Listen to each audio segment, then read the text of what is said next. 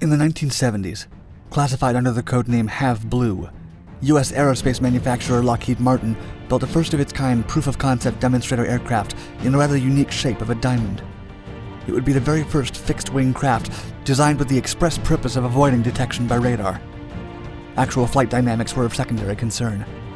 In fact, before the Have Blue project had its first test flight, engineers were doubtful the demonstrator could even fly, naming the prototype the Hopeless Diamond, a play on words referencing the famed Hope Diamond. Even though the project would go on to be developed into the first ever stealth fighter, the F-117A Nighthawk, the engineers wouldn't be entirely wrong. 2 Have Blues were built, but neither survived.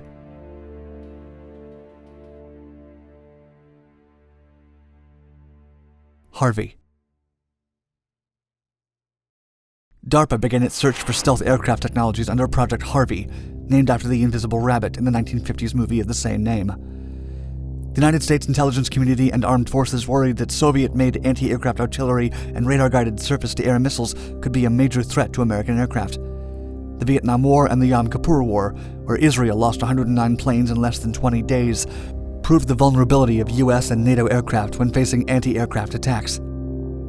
The Soviet Union took to developing an integrated defense network during the Cold War, which a Defense Science Board study from 1974 claimed could be a major issue. One of the estimated wargame scenarios concluded that if the Warsaw Pact nations invaded and the aircraft loss ratio mirrored that of Israel during the Yom Kippur War, NATO would have its aircraft arsenal depleted 2 weeks into the conflict. Following the study, DARPA sent out secret petitions to 5 aircraft manufacturers asking for technology development with 2 primary questions: what signature threshold could make aircraft undetectable, and whether they could create such a thing. General Dynamics responded that electronic countermeasures were the best path, and talks with them were put to the side. Grumman and Fairchild did not indulge the petition. Douglas and Northrop agreed to work on the project and were granted $100,000 for research. Since Lockheed had not participated in fighter aircraft construction for 10 years, DARPA did not even reach out to them. Yet 2 of the company's leaders, Director of Science and Engineering Ed Martin and Skunkworks President Ben Rich, learned about the project from engineer Kelly Johnson and requested that the CIA let Lockheed Skunkworks contact DARPA. After an initial declination, DARPA agreed to let Lockheed participate in the contest, but without a government contract. Experimental Survivable Testbed. Northrop, Douglas, and Lockheed were officially invited in 1975 to create an experimental survivable testbed by DARPA. Douglas walked out after having discovered the required threshold for an aircraft to be undetectable and deciding it could not be done. Northrop and Lockheed raced against each other on Phase 1 of the XST, which would test their full-scale model's radar cross-section and prove that their models could fly. Only one would win an extension of their contract for Phase 2. With $1.5 million to create the first part, the 2 companies took 4 months to build mock-ups that were then tested at the Radar Target Scatter Test Facility in White Sands, New Mexico. Their designs were very similar, but Northrop's model had more flat and angular surfaces. To test its design, Lockheed built a $187,000 pole to perch the aircraft on top of. In April of 1976, Lockheed won, as the Northrop XST featured a lower-side hemisphere radar cross-section. Despite Lockheed's accomplishment, the Northrop team was kept together to continue work in other areas. Eventually, Northrop's efforts would result in the battlefield surveillance aircraft experimental that ultimately led to the creation of the famed B-2 bomber. Have Blue. For Phase 2, Lockheed Skunkworks had to design and build 2-man demonstrators.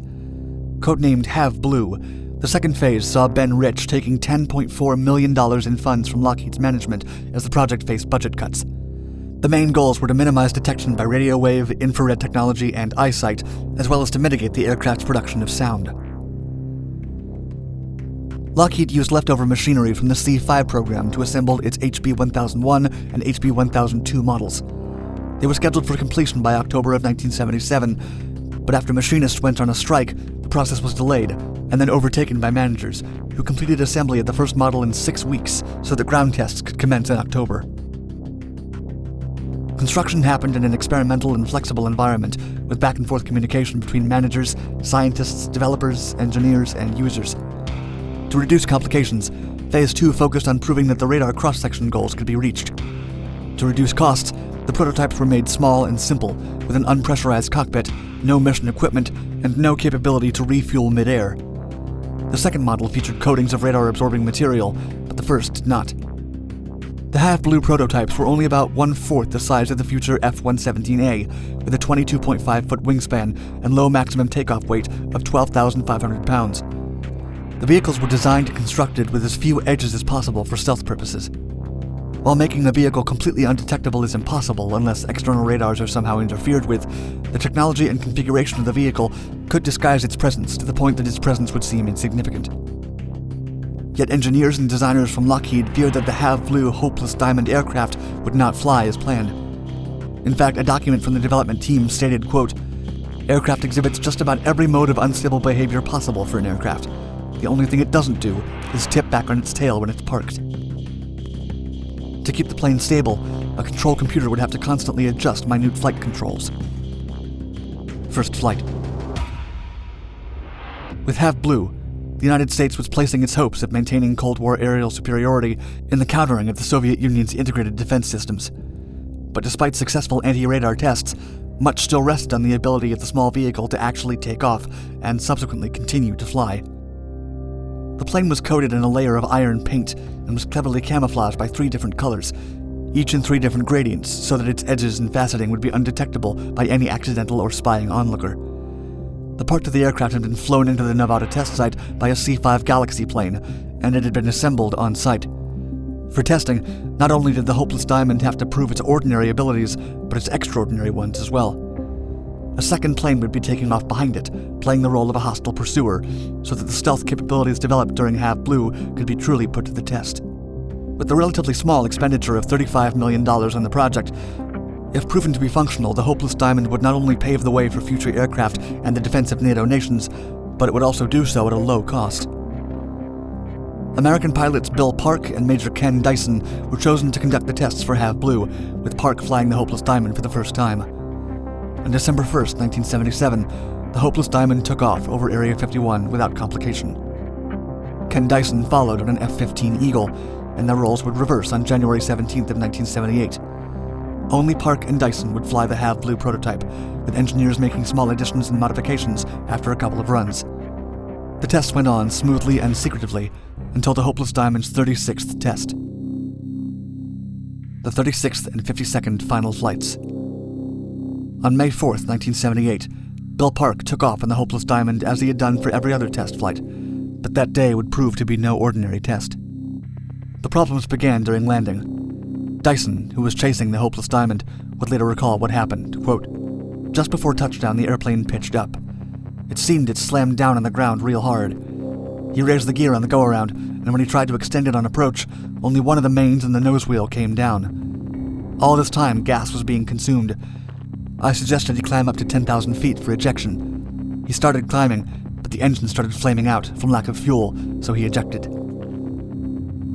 Indeed, when Bill Park's attempts to lower the landing gear proved unsuccessful, he aborted the aircraft, which was blown to smithereens as it crashed. Park was injured but able to recover, although the concussion he suffered from the ejection ended his test flight career. The second prototype, the HB-1002, was about to be finished as an upgraded version. Unlike the first Hopeless Diamond, this prototype was painted gray, did not count on the flight test instrumentation boom that had been on the first's nose, lacked an unstealthy recovery chute for spins, and most importantly, was coated with radar-absorbent material, which increased its undetectability. It flew for the first time on July 20th, 1979. The only pilot to test this aircraft throughout its run was Ken Dyson. The aircraft was tested extensively for a little less than a month, as on its 52nd flight on July 11th of 1979, an engine fire broke out due to a hydraulic leak. The incurred loss of hydraulic pressure in turn caused intense pitch oscillations which forced Dyson to eject. Dyson landed safely, but the second Hopeless Diamond was lost. Aside from the crashes, the overall results of the half-blue project were considered a major success by DARPA and led to the development of continuing aircraft. Nighthawk. The half-blue project paved the way for Lockheed's eventual twin-engine stealth attack plane F-117A Nighthawk.